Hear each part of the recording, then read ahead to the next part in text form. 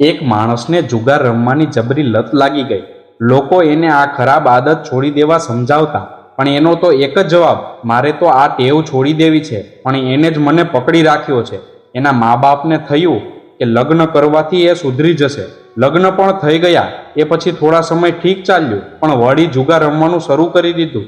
એની પત્નીએ દ્રઢ નિર્ણય કર્યો કે ગમે તે રીતે પતિનો આ આદતમાંથી છુટકારો કરવાનો છે.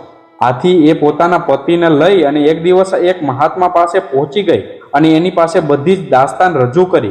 મહાત્માને આખી સમસ્યાનું મૂળ સમજાઈ ગયું. એમણે પતિ પત્નીને બીજા દિવસે આવવાનું કહી રવાના કર્યા. બીજે દિવસે પતિ પત્ની મહાત્મા પાસે આવ્યા ત્યારે જોયું કે મહાત્મા તો એક ઝાડ પકડી અને ઊભા હતા. પતિ કહે, મહારાજ, આપ શું કરો છો? ઝાડને આમ કેમ પકડ્યું છે? મહાત્મા કહે, અત્યારે તમે ચાલ્યા જાઓ, આવતીકાલે આવજો. પછીના દિવસે પણ પતિ પત્ની જુએ છે કે મહાત્મા ઝાડ પકડી અને ઊભા છે. પત્નીએ જિજ્ઞાસાવશ પૂછ્યું, મહારાજ, આપ શું કરો છો? મહારાજ કહે, આ ઝાડ મને છોડતું નથી, તમે કાલે આવજો. પતિ પત્નીને મહાત્માની વાત તો વિચિત્ર લાગી, પણ કશું જ બોલ્યા વગર ચાલ્યા ગયા. બીજે દિવસે આવ્યા તો ફરી એ જ દ્રશ્ય.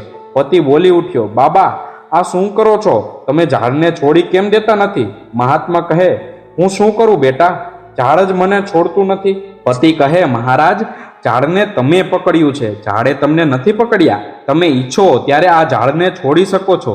મહાત્મા ગંભીરતાથી કહે, બેટા, આટલા દિવસથી એ જ તો હું સમજાવવાની કોશિશ કરું છું કે જુગાર રમવાની આદતને તે પકડી રાખી છે, આદતે તને નથી પકડ્યો. પતિને પોતાની ભૂલ સમજાઈ ગઈ અને તેણે જુગાર રમવાનું છોડી દીધું. તાત્પર્ય એ કે તમારી કોઈ પણ આદત માટે તમે પોતે જવાબદાર છો.